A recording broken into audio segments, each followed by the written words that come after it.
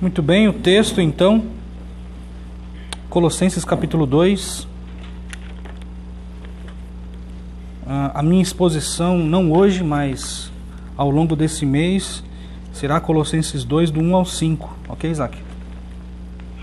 Então nós vamos fazer uma leitura de Colossenses 2, do 1 ao 5, que é todo o trecho que nós estudaremos, se Deus assim permitir, ao longo do mês 6. Vamos ler? Quero que vocês saibam quanto estou lutando por vocês, pelos que estão em Laodiceia e por todos os que ainda não me conhecem pessoalmente. Esforço-me para que eles sejam fortalecidos em seu coração, estejam unidos em amor e alcance toda a riqueza do pleno entendimento, a fim de conhecerem plenamente o mistério de Deus, a saber, Cristo. Nele está escondido, ou estão escondidos, todos os tesouros da sabedoria e do conhecimento. Eu lhes digo isso para que ninguém os engane com argumentos que só parecem convincentes, porque, embora esteja fisicamente longe de vocês, em espírito estou presente, e me alegro em ver como estão vivendo em ordem, e como está firme a fé que vocês têm em Cristo. Então esse será todo o trecho que nós chamamos de perícope, né? Na verdade é o parágrafo que nós estudaremos ao longo do mês de junho. O texto que nós vamos estudar hoje, pelo menos iniciaremos o nosso estudo, é Colossenses 2, do 1 ao 2, ok? E toda vez que nós vamos lidar com um texto bíblico, nós devemos levar em consideração suas características literárias. Eventualmente eu vou sempre dar essas dicas para vocês, porque no estudo pessoal isso também faz uma grande diferença. Quando nós lidamos com um texto bíblico, então, é importante que nós levemos em consideração suas características literárias. Por exemplo, uma carta, ela é diferente, a estrutura literária de uma carta, ela é diferente, por exemplo, de um livro de poesia, como Provérbios, como Salmos. Se nós lermos de maneira aleatória um salmo, por exemplo, isso não vai prejudicar a nossa compreensão acerca do texto, acerca da intenção do autor. Porque a composição de salmos é justamente isso, foi composta de maneira, digamos, aleatória, se é que podemos dizer assim. Uma carta não. Uma carta, ela tem uma sequência lógica, ela tem uma estrutura definida, um começo, um meio e um fim. De modo que, se a gente lê uma carta de maneira aleatória, como a gente lê um livro de poesia, por exemplo, a nossa compreensão ela vai se comprometer possivelmente. Imagine o seguinte, imagine que uma pessoa muito querida de vocês, uma pessoa que vocês gostam muito e que há muito tempo você não vê, envia uma carta para vocês, uma carta longa, uma carta de 4 páginas.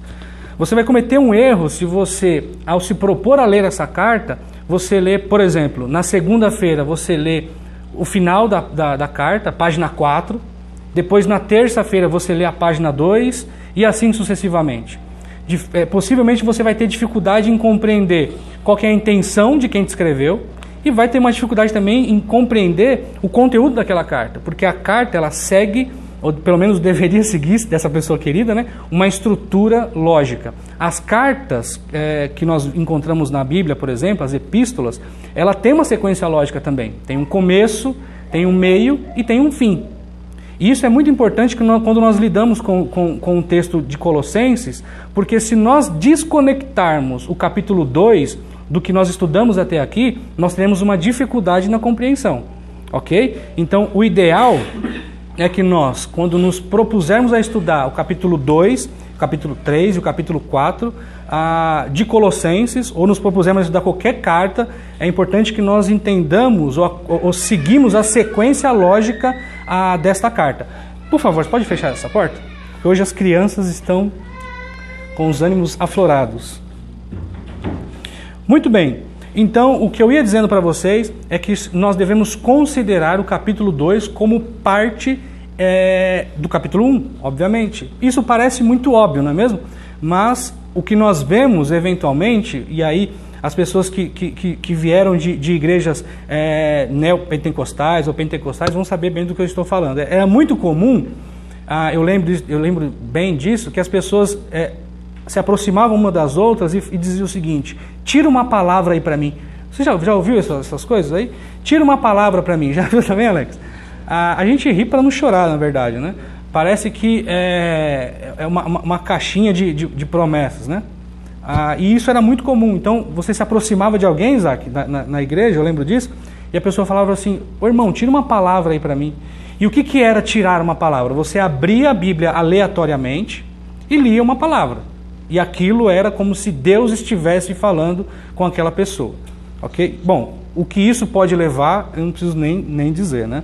Então, a Bíblia e as cartas especificamente, elas não foram compostas para serem estudadas e para que o nosso trato com ela se desse de maneira aleatória. Devemos seguir, então, a sequência, devemos seguir a lógica disso. Muito bem, o Isaac vai projetar aí a mensagem central do nosso estudo, que é: o ministro do Evangelho nutre propósitos específicos para a igreja. Então, ao longo da minha exposição aqui, é importante que nós não percamos de vista essa mensagem central, ok? Que o ministro do Evangelho nutre propósitos específicos para a igreja. Nós estudaremos o versículo 1 e o versículo 2, e eu devo adiantar para vocês que antes que eu chegue no capítulo, nos 3 propósitos do ministro do Evangelho, que ele está concentrado basicamente no versículo 2, eu vou primeiro explicar o versículo 1. Então eu vou fazer uma explicação do versículo 1, depois nós entraremos no versículo 2, ok? Explicando então, ou apresentando o que seriam esses 3 propósitos do ministro de Deus para a igreja. Tudo bem? Então vamos lá. O texto que nós vamos estudar, Joás, o texto está projetado aí, Colossenses 2, 1 e 2, ele inicia da seguinte forma: quero que vocês saibam quanto estou lutando por vocês, pelos que estão em Laodiceia e por todos os que ainda não me conhecem pessoalmente. Esse, então, é o versículo 1. Irmãos, e aí uma pergunta que nós devemos fazer. Nós devemos bombardear o texto bíblico com perguntas. Isso é muito importante para aprofundarmos o nosso conhecimento acerca do texto. E a pergunta é a seguinte: será que ao querer demonstrar a sua luta, Paulo, ele pretende de alguma forma se promover ou mostrar para aqueles seus leitores o quanto ele padecia, o quanto ele sofria? Será que em alguma medida Paulo queria se promover? Semelhante ao que nós lemos, abram a Bíblia de vocês aí em Mateus, capítulo 6. Mateus, capítulo 6, versículo 1 a 8. Olha o que diz. Será que Paulo estava se comportando do mesmo modo em que se comportavam os mestres da lei do tempo de Jesus? Olha o que diz, Mateus 6, versículo 1 até o 8. Tenham cuidado de não praticar suas obras de justiça diante dos outros para serem vistos por eles. Se fizerem isso, vocês não terão nenhuma recompensa do Pai Celestial. Portanto, quando vocês derem esmola, não anunciem isso com trombetas, como fazem os hipócritas nas sinagogas e nas ruas, a fim de serem honrados pelos outros. Eu lhes garanto que eles já receberam sua plena recompensa. Mas quando vocês derem esmolas, que a sua mão esquerda não saiba o que está fazendo a direita, de forma que vocês prestem a sua ajuda em segredo. E se o Pai que vê o que é feito em segredo, recompensará. E quando vocês orarem, não sejam como hipócritas. Eles gostam de ficar orando em pé nas sinagogas e nas esquinas, a fim de serem vistos pelos outros. Eu lhes asseguro que eles já receberam sua plena recompensa. Mas quando você orar, vá a seu quarto, feche a porta e ore a seu Pai que está em secreto. Então seu Pai, que vê em secreto, o recompensará. E quando orarem, não fiquem sempre repetindo as mesmas coisas como fazem os pagãos. Eles pensam que por muito falarem serão ouvidos. Não sejam iguais a eles, porque o seu Pai sabe do que você precisa, ou do que vocês precisam, até mesmo antes de pedirem. Será que Paulo, em alguma medida, ele estava buscando essa autopromoção? E uma autopromoção justamente de maneira tão enfática, reprovada pelo Senhor Jesus? Olha só a sequência, versículo 16, porque do versículo 9 até o versículo 15 nós temos a questão lá do Pai Nosso, tudo bem? Então o versículo 16 até o versículo, olha o que diz, até o versículo 18. Quando os jejuarem, não mostrem uma aparência triste como os hipócritas, pois eles mudam a aparência do rosto a fim de que os outros vejam que eles estão jejuando. Eu lhes digo verdadeiramente que eles já receberam sua plena recompensa. Ao jejuar, arrume o cabelo e lave o rosto, para que não pareça aos outros que você está jejuando, mas apenas a seu Pai, que vem em secreto, e seu Pai, que vem em secreto, o recompensará. Irmãos, ao longo do nosso estudo, então, nós deveremos identificar a resposta para essa pergunta que eu acabei de fazer. E a pergunta que eu acabei de fazer é: será que Paulo está se igualando aos hipócritas dos tempos de Jesus, quando ele diz: quero que vocês saibam o quanto estou lutando? Será? Ao longo do nosso estudo, então, nós deveremos responder essa pergunta. Tudo bem? É uma pergunta meio que óbvia, né? Você olha e fala: poxa, Robson, é claro que não. Tudo bem, mas é não por quê? Tudo bem? Ainda que seja uma resposta óbvia, nós devemos fundamentar a nossa resposta com base no que nós estudaremos aqui. Ok? Então, vamos dar sequência. Continuando então a leitura, nós encontramos a expressão lutando. E se vocês se recordarem, na semana passada, o Isaac pregou aí sobre o versículo 29, 28 e 29, ok? E no versículo 28, especificamente no versículo 29, olha o que diz. Nós proclamamos, versículo 28, nós proclamamos advertindo e ensinando a cada um com toda a sabedoria, para que apresentemos todo homem perfeito em Cristo. Versículo 29, para isso eu me esforço lutando conforme a sua força, que atua poderosamente em mim. E aí inicia o capítulo 2, versículo 1, ok? E o versículo 1, ele inicia, em algumas traduções vão aparecer assim, não vai aparecer na NVI, mas vai aparecer, por exemplo, na ARA, aparece a expressãozinha pois. Gostaria, pois, que soubesses o quanto tenho lutado, ok? Irmãos, vocês lembram que eu disse para vocês, há um tempo atrás, que palavras repetidas devem gerar em nós um alerta? Quando a gente vai dar, aos pais aqui vão entender bem isso, quando nós demos alguma recomendação para o nosso filho, seja uma recomendação amena ou uma bronca, nós costumamos repetir, não é mesmo? Não pode fazer isso. Eu repetidamente digo para o Miguel, não pode pegar no meu óculos.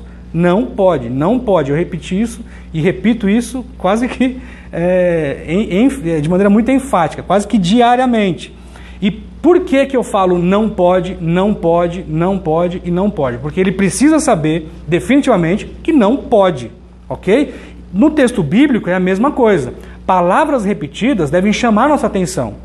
Por que Paulo diz no versículo 29, se vocês se lembrarem também no versículo 24, que ele usa uma expressão similar, que é esforçando, versículo 24, agora me alegro em meus sofrimentos, aliás, sofrimentos. Por que Paulo dá tanta ênfase nessa questão do sofrimento, da luta? Ele repete a questão do sofrimento também no versículo 29, e agora no capítulo 2, no versículo 1, novamente ele diz, quero que vocês saibam quanto estou lutando por vocês. Esse, pois, nos dá um indicativo. Paulo, ele quer dizer algo muito importante, ok? E que nós devemos prestar atenção. Paulo está de maneira agonizante. A palavra aqui é exatamente essa. Na ARA diz, a qual me agonizo, se não me engano. É isso que está na ARA? Alguém tem a ARA aí? Mas a palavra aqui diz, vem da raiz que lembra a agonia.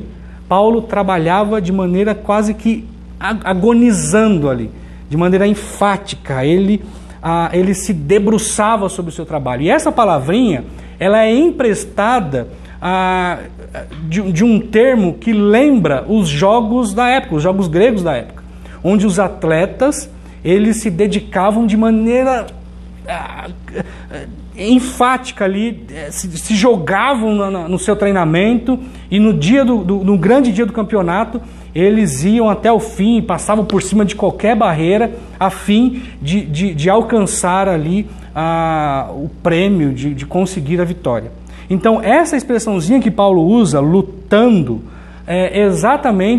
nos faz lembrar exatamente desse cenário, de um atleta que passa por cima de qualquer barreira a fim de alcançar o seu objetivo. O que Paulo pretende então aqui, meus irmãos, é dizer o seguinte: olha, eu estou na pista, eu estou de maneira enfática atuando, eu estou correndo, eu estou me esforçando, eu estou lutando por vocês, para vocês. Eu estou lutando para promover o reino. Eu estou de maneira extenuante, de maneira agonizante. Paulo não tem limites nos seus esforços. Paulo não tem limite. E esse é um traço distintivo do ministro do Evangelho. Mas será que isso é um traço exclusivo apenas do ministro do Evangelho? Antes disso, por que Paulo ele se dedicava tanto? Por que Paulo se esforçava tanto? Por que as pessoas se dedicam tanto umas pelas outras? E aqui eu estou pensando especificamente nos crentes. O que nos faz nos dedicar tanto uns pelos outros? Nós temos vários exemplos. Nós estávamos conversando recentemente e falando sobre como o serviço pastoral desgasta o pastor, não é mesmo? E aí nós vemos isso sendo refletido, inclusive, na sua aparência. Pessoas que envelhecem anos devido a algum tempo de ministério. Então, possivelmente, daqui a alguns anos, gravem esse rosto do Isaac. Possivelmente haverá mais pés de galinha daqui para frente. Mas é isso. Mas por que as pessoas, no geral, se dedicam tanto umas pelas outras? Em Gênesis, capítulo 29, versículo 20, nós vemos algo muito interessante. Nós vemos Jacó se dedicando há 7 anos por uma mulher. E por que ele fazia isso? O texto diz o seguinte: então Jacó trabalhou 7 anos por Raquel. E pasmem vocês, olha o que a sequência do versículo diz: mas lhe pareceu poucos dias.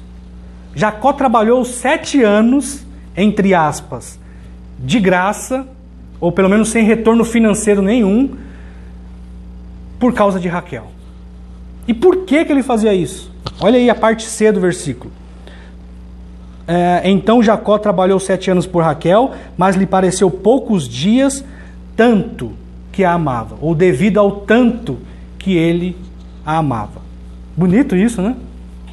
Bonito isso. Eu não vou desafiar os maridos aqui, fiquem tranquilos.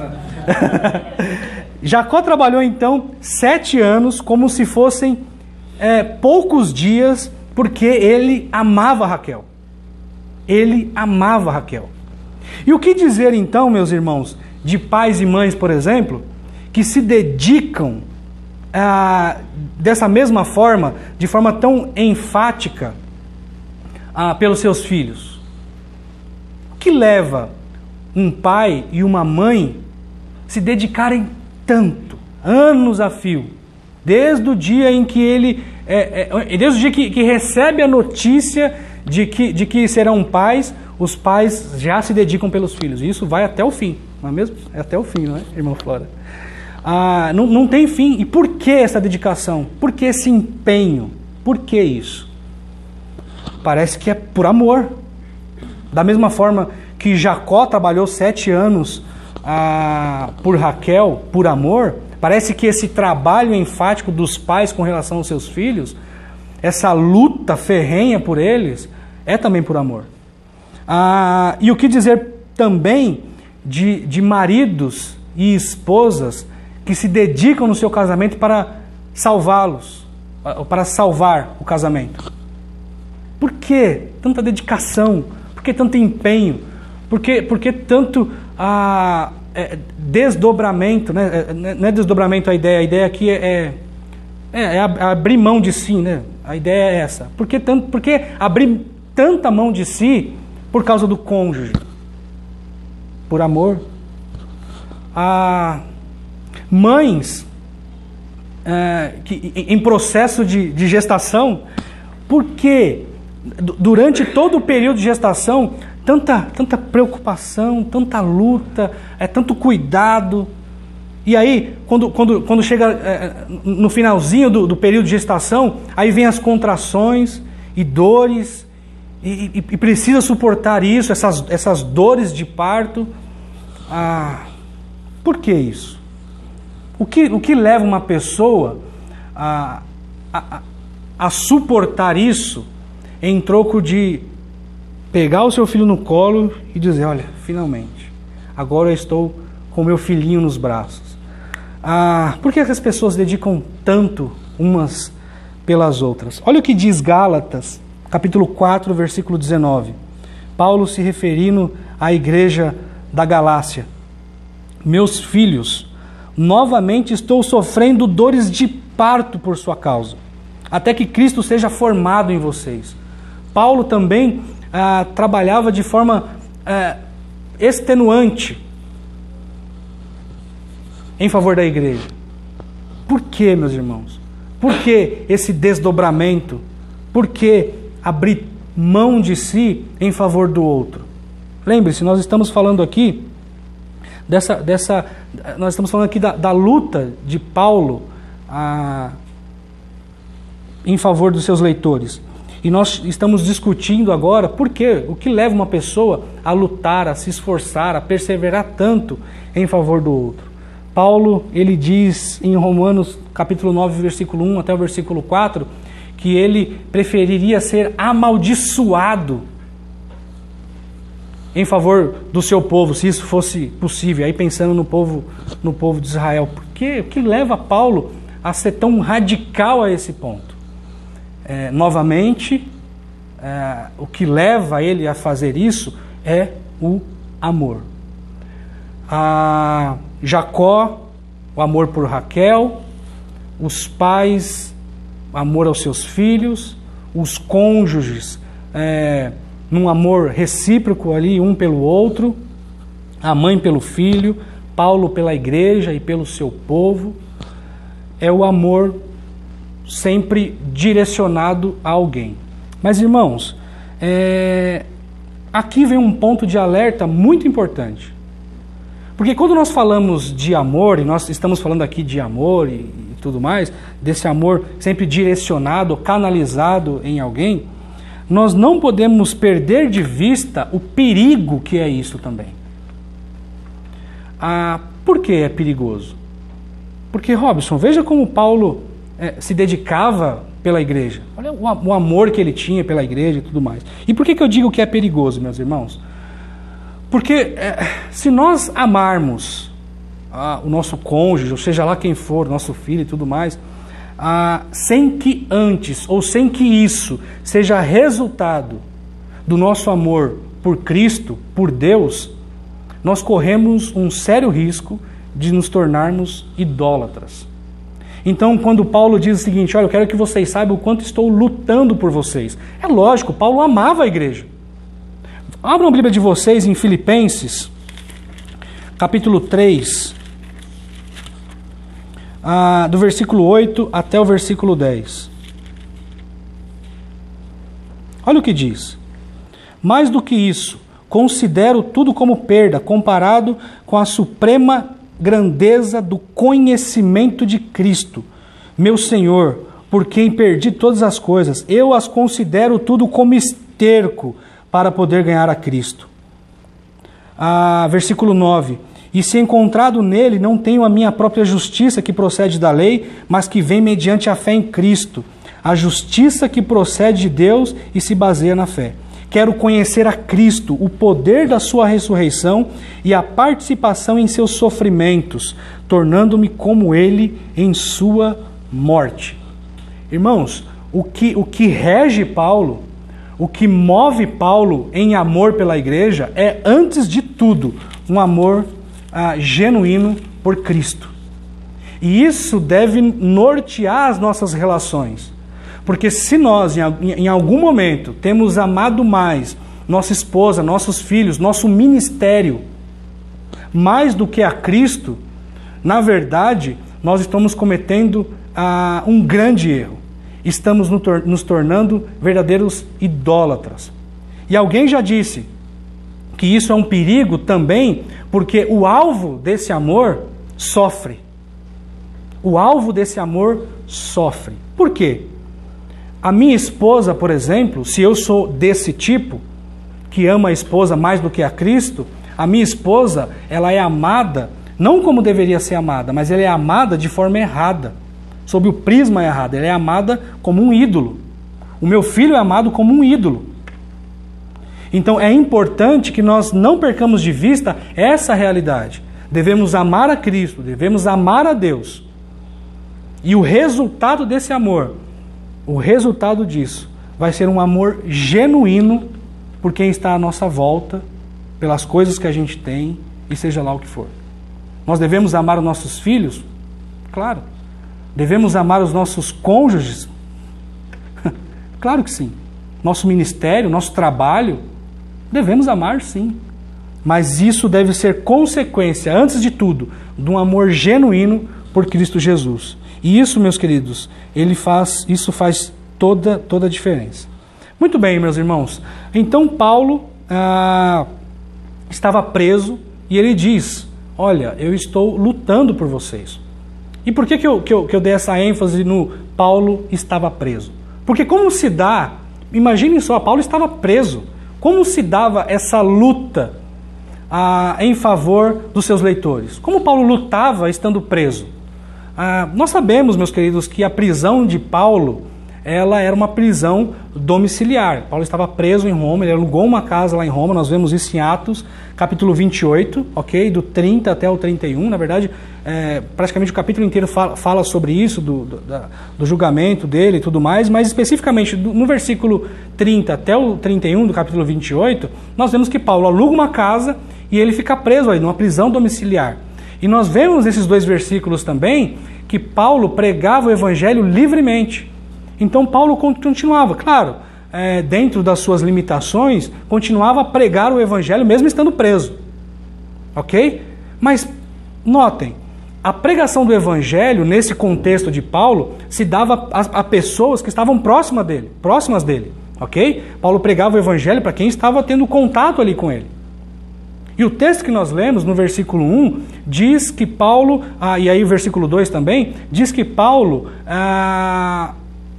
labutava ou lutava da maneira que nós explicamos aqui, por pessoas que não estavam próximas dele. Pessoas, muitas delas, que ele nem conhecia. É isso que o texto diz, ok? E como se dava, então, essa luta, esse desprendimento, esse empenho de Paulo em favor de seus leitores, que ele nem conhecia? Bom, irmãos, existem duas formas. Paulo, então, lutava e se empenhava através das cartas. Paulo, vocês lembram disso? Lembram das epístolas da prisão? Paulo escreveu cartas enquanto estava preso, escreveu cartas à igreja de Éfeso, ok? Que é os Efésios, que eu tanto menciono aqui, e que eu particularmente gosto muito.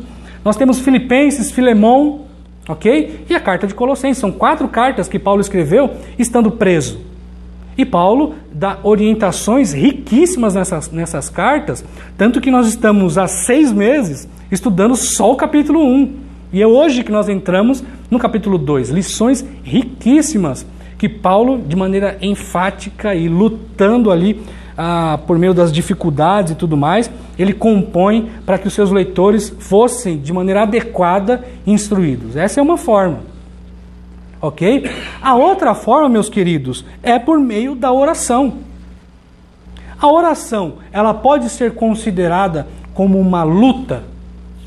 Não precisa responder para mim agora, vamos olhar, porque a resposta é óbvia. Claro que é, Robson. Mas por quê? Olhem o versículo 12 do capítulo 4 de Colossenses. Olha o que Paulo diz. Epáfras, que é um de vocês e servo de Cristo Jesus, envia saudações.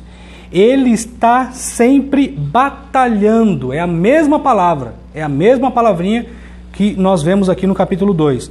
Ele está batalhando por vocês em oração, para que com pessoas maduras e plenamente convictas, continuem firmes em toda a vontade de Deus. Então, o que Paulo diz é o seguinte: olha, Epáfras, esse meu fiel conservo, né, ele luta em orações por vocês, ele batalha em oração. Meus irmãos, a oração, ela é de fato uma luta. Ela é de fato uma luta. Inegavelmente uma luta. Ok? Em todos os sentidos. Em todos os sentidos. Em todos os sentidos que vocês possam imaginar. Ok? E nós vemos aí Paulo no versículo 9 do capítulo 1, orando pelos colossenses, e vocês vão perceber que a estrutura básica do versículo 9, aí, a partir do versículo 9, e nós já falamos disso meses atrás, é basicamente a mesma estrutura do que Paulo apresenta aí como propósitos para a igreja. É basicamente a mesma estrutura. Vocês vão encontrar lá, por exemplo, Paulo orando para que eles sejam plenos do conhecimento da verdade, ok? Para que vivam de modo digno do Senhor. E novamente, no versículo 2, nós vemos isso, ok? Nós chegaremos lá. Tudo bem? Então existia aí essas formas de Paulo lutar pela igreja, mesmo estando longe, mesmo estando distante. Então, a primeira se dá por meio das cartas e por meio da oração. Isso pensando naqueles que estavam distante dele, ok? Para aqueles que estavam próximos dele, Paulo pregava com liberdade. Abre aí, só para a gente se basear melhor, em Atos 28, 30 e 31. Olha o que diz.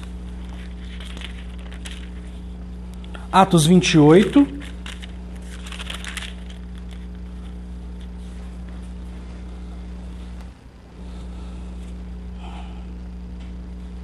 e 31. Por 2 anos inteiros, Paulo permaneceu na casa que havia alugado e recebia a todos os que iam vê-lo. Pregava o reino de Deus e ensinava a respeito do Senhor Jesus Cristo abertamente e sem impedimento algum. Essa é a prisão de Paulo em Roma. Essa é a prisão. Então, aos que estavam próximos, Paulo recebia todos que iam vê-lo. Epáfras foi lá. Epáfras foi um desses que foi visitar Paulo e prestar o relatório a que Paulo se refere em Colossenses. Lembram do capítulo 1? Desde o dia em que ouvimos falar, e nós estudamos isso, e aprendemos que esse ouvir de Paulo falar se deu por meio do relatório de Epáfras. Ok? Epáfras foi lá nessa prisão em que Paulo estava em Roma. Ok? Então Paulo pregava a todos que iam vê-lo. Ok? Então a maneira que Paulo lida com quem estava perto dele é dessa forma, pregando de maneira livre, sem impedimento algum. E aos que estavam longe, Paulo enviava cartas, ok? E Paulo orava. Paulo orava insistentemente. Ok? Então esse, meus queridos, é o versículo 1. Quero que vocês saibam quanto estou lutando por vocês, aprendemos então o que significa isso, pelos que estão em Laodiceia e por todos os que ainda não me conhecem pessoalmente. Paulo, ele menciona aqui Laodiceia, porque essa carta de Colossenses, ela tem uma característica, ela é uma carta circular. O que Paulo recomenda no capítulo 4 é o seguinte: depois que vocês lerem Colossenses, façam essa carta chegar à igreja de Laodiceia. A carta que nós estamos estudando aqui é uma carta circular. E possivelmente essa carta passaria por Laodiceia, como é apresentado de maneira muito explícita aqui, mas também essa carta deveria chegar à igreja de Hierápolis. Então, possivelmente, quando Paulo diz aqui, quero que saibam que estou lutando por vocês, pelos que estão em Laodiceia e por todos que ainda não me conhecem, possivelmente ele esteja pensando em 3 igrejas especificamente. Colossenses, Laodiceia e Hierápolis. Possivelmente. Ok? Colossenses e Laodiceia, sem dúvida nenhuma. E Hierápolis, possivelmente, isso pensando em como é apresentado a igreja de Hierápolis no capítulo 4. Então, possivelmente, Paulo esteja pensando nessas 3 igrejas. Ok? Esse é o versículo 1. Esse é o versículo 1. E aí nós entraremos agora nos propósitos específicos para a igreja. Eu vou falar somente de um propósito. Eu não sei como é que está o meu tempo aqui. Irmão, já se foram 35 minutos. Eu não percebi, sinceramente. Vamos fazer o seguinte, então. Eu vou mostrar para vocês aqui quais são esses 3 propósitos, ok? Isaac, por favor, pode projetar esses 3 propósitos. E nós estudaremos esses 3 propósitos na próxima semana, ok? Porque senão eu vou iniciar agora e aí o meu propósito era falar pelo menos do ponto 1, promove consolo. Mas eu vou me estender, já se passaram 35 minutos, ok? Então, muito bem. O ministro do Evangelho nutre propósitos específicos para a igreja, ok? E quais são esses propósitos? O propósito é promover consolo, promover união e promover conhecimento, ok? Olha o que diz o versículo 2. Esforço-me para que eles sejam fortalecidos em seu coração, estejam unidos em amor e alcance toda a riqueza do pleno entendimento, a fim de conhecerem plenamente o mistério de Deus, a saber, Cristo. Ok? E aí eu já vou dar uma dica para vocês. Olhem para esse versículo 2 e notem palavras que são repetidas ao longo de toda a carta, especificamente o capítulo 1. Ok? Então essa seria a lição de casa. Notem no versículo 2 palavras repetidas. E lembrem-se, palavras repetidas, elas merecem uma atenção redobrada. Ok? Paulo fala novamente aí, alcance toda a riqueza do pleno entendimento. E aí, quando vocês estiverem identificando essas palavras que são repetidas, lembrem-se da heresia de Colossos. Lembrem-se disso. Lembrem-se do gnosticismo, lembrem-se do misticismo, lembre-se dos elementos de judaísmo, ok? Que a sua leitura ela vai se encher de significado. E lembre-se, meus irmãos, nós estamos lidando com uma carta que exige uma leitura contínua. Não devemos ler o capítulo 4 na segunda-feira, o capítulo 1 na terça. O ideal é que, como nós usamos a expressão, em uma sentada, nós leiamos todo o capítulo. E aí a nossa compreensão, ela se enche de significado. Ok? Eu gostaria de fazer pelo menos uma aplicação. Olha só. Embora alguns aspectos desse sermão, e do versículo 1 especificamente, digam respeito ao ministro de Deus, não podemos ignorar o fato de que todos nós temos deveres que muito se assemelham ao de um ministro. Ok? O Isaac havia dito na semana passada que, embora o sermão dele também era direcionado para ministros, o ministro ele deve ser, em alguma medida, imitado também. E essa imitação se dá por coisas que são comuns a todos os crentes. Ok? E devemos desmistificar a ideia de que o ministro ele é um ser superior. De maneira nenhuma. De forma nenhuma, meus irmãos. Isso é importante que nós sempre nos lembremos que todos nós somos irmãos em Cristo Jesus e cada um exerce uma função diferente, só. Ok? Essa dinâmica dentro do corpo de Cristo é importante para que nós não criemos facções dentro da igreja. Então existe um grupo que ele é power e existe um grupo que ele é o grupinho ali, é um grupinho separado. Eles até comem separado. Isso, por favor, meus irmãos, a gente deve apagar isso da memória. Nós conversamos de igual para igual, nós choramos, não é, irmão Flávio?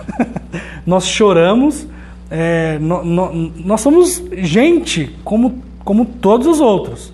Ok? Então, o ministro de Deus, ele não é um super-homem. Nossa, muito pelo contrário. Ok?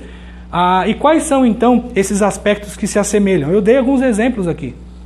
Por exemplo, devemos nos dedicar à oração. Quem não deve se dedicar à oração?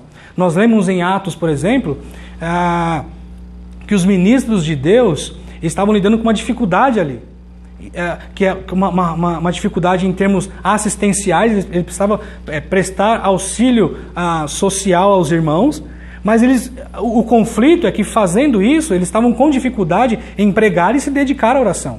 Então o ministro de Deus, ele deve se dedicar à oração, mas quem não deve se dedicar à oração?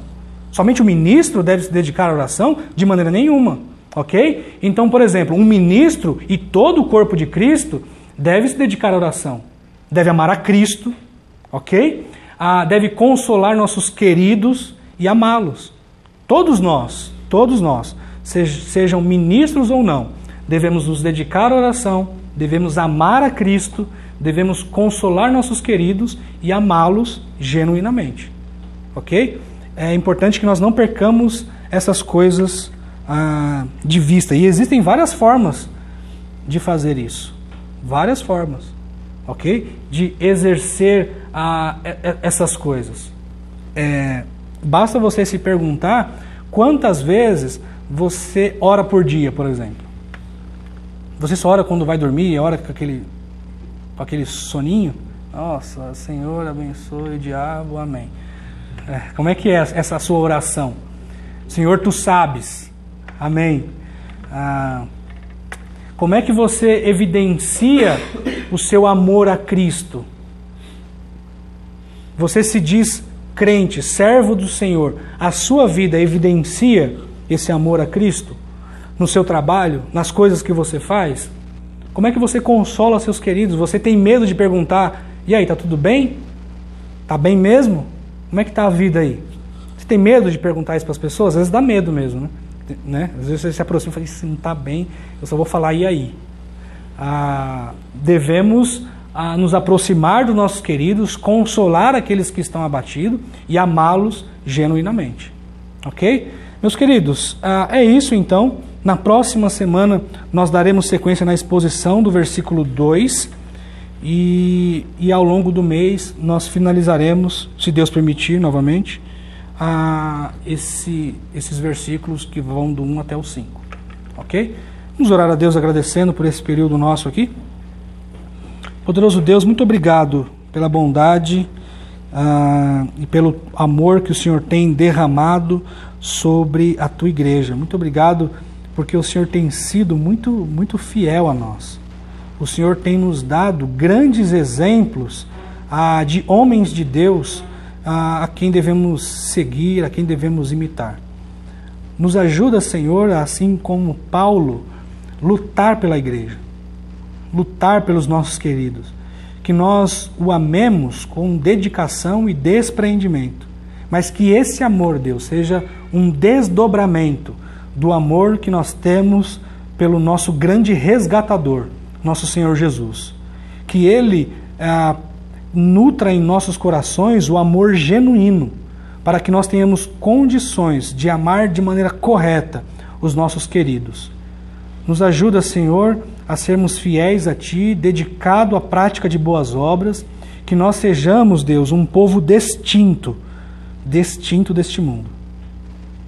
Essa é a nossa súplica, em nome do Senhor Jesus.